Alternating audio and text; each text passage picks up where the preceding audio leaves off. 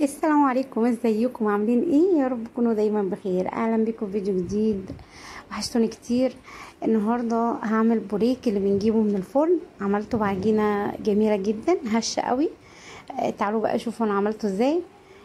لو عجبكم الفيديو ما تنسونيش اعملوا لي لايك، واللي اول مره يدخل القناه يعمل لي سبسكرايب. ما تنسونيش بالكومنتات الجميله اللي بجد بتشجعني.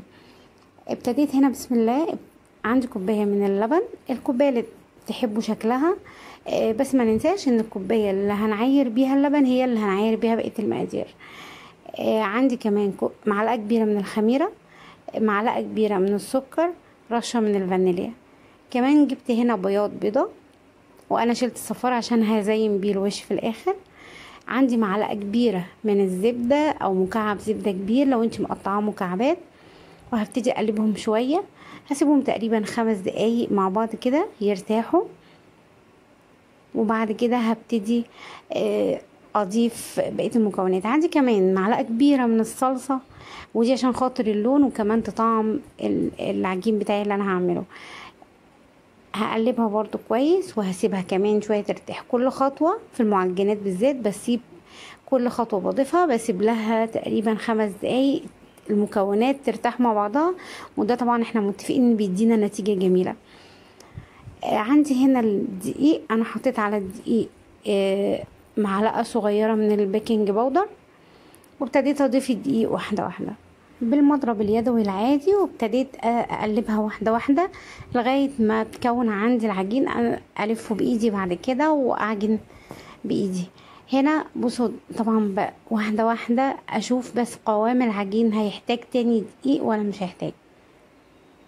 هنا محتاجش، هو اداني هما الكوبايتين اللي انا عايرتهم بمقدار الكوبايه بتاعه اللبن، هو اخد بس الكوبايتين دول، ده طبعا على حسب الدقيق. هنا دي معلقه ملح صغيره، وبعد كده عجنتها بايدي. انا مش عايزه اطول عليكم الفيديو. عجنتها بايدي ونقلتها في بوله واسعه، وجبت الاسترتش طبعا وسبتها بقى، غطيتها كويس وسبتها تقريبا نص ساعه، وسبتها في الفرن عادي لغايه ما يعني يا دوبك يعني العجين اختمر شويه. وطبعا هاخده عشان اشكله. اساس العجينه عندي هنا طبعا المقادير انا هكتبها في صندوق الوصف. كل دي بيختلف عن التاني. نقطة ان انا انزل كل حاجة دي تدريجي علشان خاطر اشوف السوائل هتشرب دي ازاي. هنا طبعا كنت شكلت الكور بتاعتي العجينة على شكل كور، وبعد ما شكلتها عملتها على شكل دايرة بايدي برضو، وابتديت احشيها بالجبنه. البوريك طبعا هي حشوته واحده، الجبنه اللي هي الاسطنبول العادي المعلبه اللي بنشتريها معلبه. هنا حشيتها وابتديت ارص على الصاج اللي انا هدخله الفرن.